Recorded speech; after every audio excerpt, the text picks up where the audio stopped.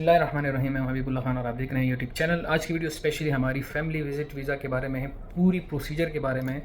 कितने types of family visit visa हैं, permanent visa क्या है, फैमिली के लिए विज़िट वीज़ा क्या है, सारी चीज़ हम डिस्कस करें। हमारे साथ ही रहिएगा। क्या एलिजिबिलिटी है, कितना खर्चा टोटल इस पर आता है, कौन कौन से वेबसाइट्स हमारे यूटिलाइज होंगे इस सारे प्रोसेस में, ये सारी चीज़ आप लोगों से डिस्कस करेंगे। हमारे साथ ही रहेगा वीडियो के एंड तक। सबसे पहले चलते हैं, जो इनिशियली हमारा प्रोसेस होता है, आपकी एलिजिबिलिटी होती है कि आप इस वीज़े के लिए एलिजिबल हैं भी कि नहीं। सबसे पहले आपका जो एम्प्लॉयमेंट है, आपके इकामा पे जो प्रोफेशन है, ये उन लोगों के लिए मैं बात कर रहा हूँ जो इधर सऊदी में अभी काम कर रहे हैं, यहाँ पे इकामा होल्डर हैं, यहाँ पे रेजिडेंट हैं, ठीक है। यहाँ पे यानी कोई भी जॉब कर रहा है किसी भी प्रोफेशन में, तो सबसे पहले आपका जो इकामे का प्रोफेशन है वो होना चाहिए, कम अज़ कम आपका होना, या इंजीनियर हैं या डॉक्टर हैं या कोई मैनेजर लेवल का है या अकाउंटेंट्स हैं, यानी कोई प्रोफेशनल जो ऑफिस जॉब या कोई यानी बड़ी पोस्ट वाला हो। छोटे पोस्ट वाले भी अप्लाई कर सकते हैं, ऐसे नहीं। लेकिन आपकी जो मिनिमम एलिजिबिलिटी है वो ये है कि आपका इकामा होना चाहिए और आपका इकामा जो है वो वैलिड होना चाहिए। और आपके इकामे की जो प्रोफेशन है तो कम अज़ कम engineers, doctors, teacher, accountant, manager ये हो, ठीक है। आप तब एलिजिबल हैं वीज़ा अप्लाई करने के लिए अपने फैमिली के लिए। दूसरी जो चीज़ है, जो आपकी जो मंथली सैलरी जो है, कम अज़ कम आपकी जो मंथली सैलरी है 4 से 5 हज़ार होनी चाहिए। क्योंकि यहाँ पे मैं आपको सिनेरियो बता दूँ कि कम अज़ कम मिनिमम जो यहाँ पे आप एक रूम का भी घर 1 BHK भी लेते हैं, फॉर एग्जांपल एक कमरे का भी अगर आप घर लेते हैं, फ्लैट लेते हैं या रूम बुक करते हैं, तो आपकी जो मिनिमम जो रेंट है वो 1000 रियाल से लेके 1500, 2000 और ये 3000 भी जा पहुँच सकती हैं। और आपका जो महीने का एक्सपेंस है, फूड की मैं बात कर रहा हूँ, तो कम अज़ कम आप 1500 रियाल जो है अपने पास से खर्च करेंगे। इसके अलावा बिजली की बिल आगे पीछे, यह सारी चीज़ अगर आप मिला लें तो आपकी तकरीबन 3,500-4 हज़ार रियाल जो हैं एक्सपेंस लगेंगे। मेडिकल के अलावा की मैं बात कर रहा हूँ, या आप उम्रा पे जाते हैं या आप किसी और जगह पे जाते हैं, ये सारी चीज़ों के अलावा जो आपसे मैंडेटरी जो आपका खर्चा है, आपकी लिविंग एक्सपेंस है, वो तकरीबन 3,500 से 4 हज़ार रियाल तक होंगे। दूसरी जो बात है, और डिपेंड कर रहा है हर फैमिली के, उसके भी कुछ लोग इस तरह भी हैं, बंगाली होते हैं कि कुछ वो 1500 रियाल में भी गुजारा कर लेते हैं, 2000 में भी कर लेते हैं।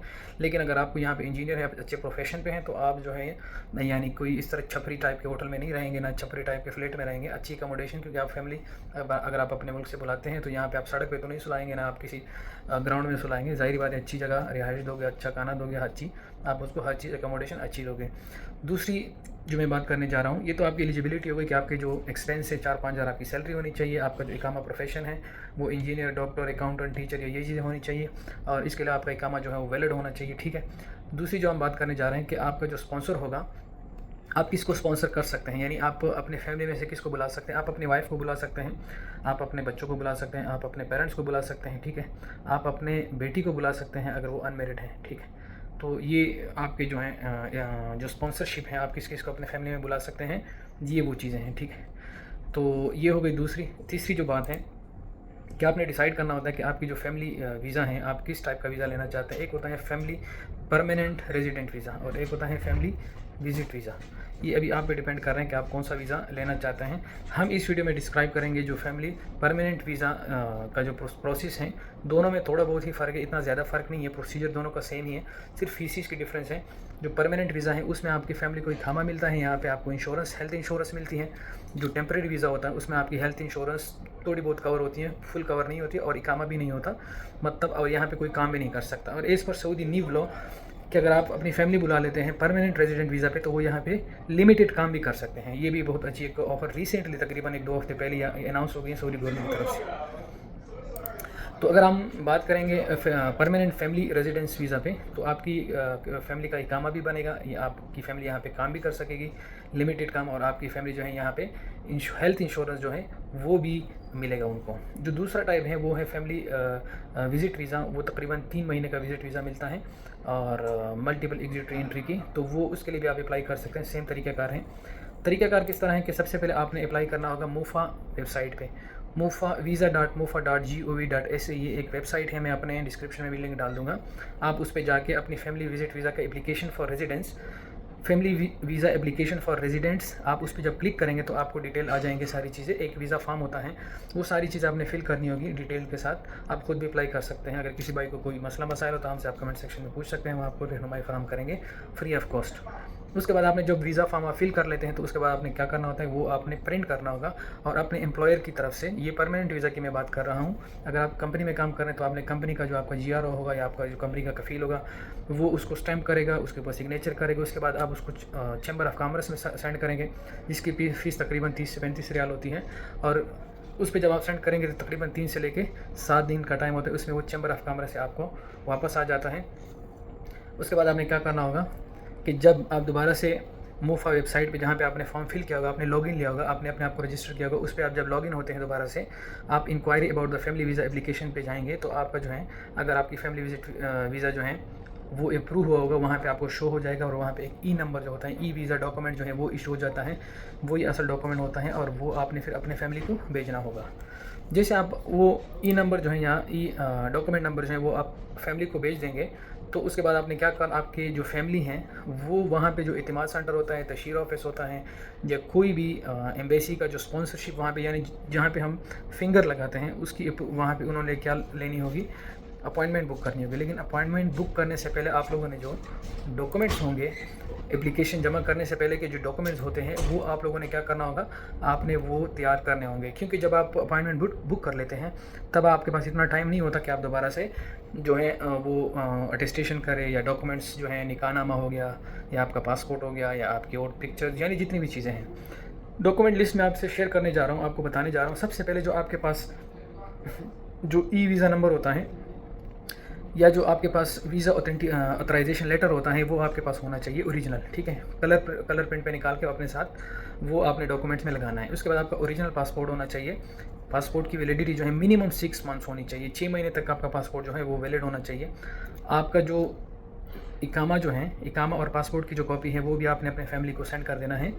और इसके अलावा आपके पास वीज़ा ऑथराइजेशन लेटर होना चाहिए। आपके पास मैरिज सर्टिफिकेट जो है, जो निकामा नामा होता है, वो होना चाहिए। वो आपकी लोकल फ़ॉरेन ऑफिस से अटेस्टेड होना चाहिए, फ़ॉरेन ऑफिस से और सऊदी एम्बेसी से अटेस्टेड होना चाहिए। आप अगर अपने बच्चों को लेके आना चाहते हैं तो आपके बच्चे का जो है बेफाम होना चाहिए, या आपका जो FRC होता है, आप FRC बेहतर होगा, आप FRC बना रहे हो उसको अटेस्ट कर लो मूफा से, ठीक है। ये होना चाहिए। आपका जो मेडिकल टेस्ट रिपोर्ट होता है जो गेमका के थ्रू हम लेते हैं, ये मेडिकल टेस्ट रिपोर्ट जो है हम जब परमानेंट वीज़ा के लिए अप्लाई करते हैं फैमिली के लिए, उनके लिए रिक्वायर्ड होता है, ठीक है। जो टेम्प्रेरी वीज़ा, जो टेम्प्रेरी हम विज़िट को बुलाते हैं फैमिली को, उसके लिए ये मेडिकल रिपोर्ट जो है या जो मेडिकल टेस्ट है ये रिक्वायर्ड नहीं होता, ठीक है। आपके पास 4 पासपोर्ट साइज़ फ़ोटोग्राफ्स होने चाहिए, ठीक है। जब ये सारी चीज़ें डॉक्यूमेंट्स आप प्रिपेयर कर लेंगे तो उसके बाद आपने जो है तशहीर ऑफिस या इतिमाद सेंटर या किसी भी सेंटर जो आपकी वीज़ा सबमिशन का काम करती हैं, आपने उस पर अपना जो है ये सारे डॉक्यूमेंट्स के साथ चले जाना है, वहाँ पे ये सबमिट कर देना है with fees, with each and everything. वहाँ पे आपको खुद प्रोसेस सारा समझा देंगे, ठीक है। जब आपका तकरीबन इस पूरे प्रोसेस में जब आपका वीज़ा लग के आता है, तकरीबन 7 से लेकर 10 दिन तक वो इसको प्रोसेस करेंगे सबमिशन के बाद, और आपका जो है रिटर्न जो है स्टैम्प्ड वीज़ा एम्बेसी से आप खुद बता देते हैं कि या आपके रेजिडेंट पे वो खुद यानी भिजवा दें, और या आप खुद कलेक्ट करने आ जाए, ठीक है। दोनों ऑप्शन आपके पास अवेलेबल होते हैं। जब आप वीज़ा सबमिशन के लिए चलते जाते हैं एतमाद या तशहीर ऑफिस, तो वो आपसे पूछते हैं, या अगर वो नहीं पूछते तो आपने खुद उसको बताना है कि भाई मैं जो वीज़ा कलेक्शन है 6 से लेकर या 7 से लेकर 10 दिन तक जो टाइम आप दे रहे हैं, तो वो मैं इधर ही वापस आऊँगा या आऊँगी, या ये मेरे घर के पते पे आ जाएगी। जो सारे डॉक्यूमेंट्स होते हैं, जो आपका पासपोर्ट होता है या जो वीज़ा स्टाम्प पासपोर्ट होता है, सारी चीज़ें जो हैं आपको दोबारा से कलेक्ट करनी होगी, ठीक है।